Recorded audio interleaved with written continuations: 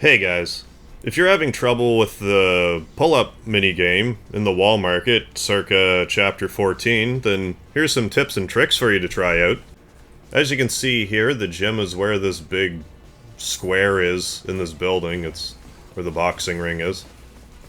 So in order to even get to challenge Jules, you have to play against his cronies first, but we're just going to jump right into the challenge with Jules.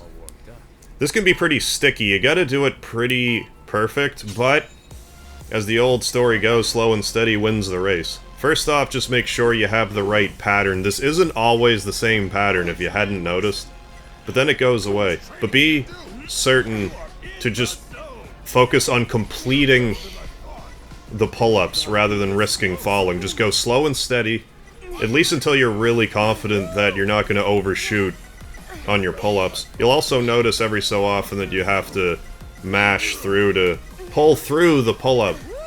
Usually about 5 to 6 fairly quick button presses will get through it. If you're like Master Masher and have a steady hand, then yeah, go buck wild when you get stuck. But otherwise, I would recommend just kinda half lazily hit the button until it gets through. It's more important that you don't get ahead of your rhythm. You can bank on Jules falling twice.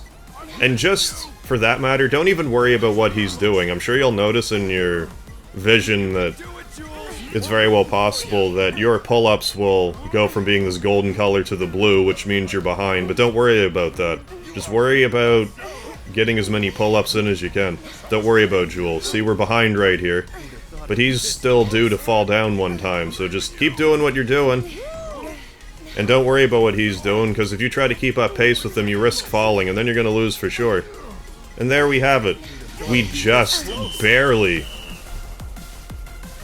at the last second, get 45 pull-ups. You can pretty much bank on him getting 44 pull-ups maximum.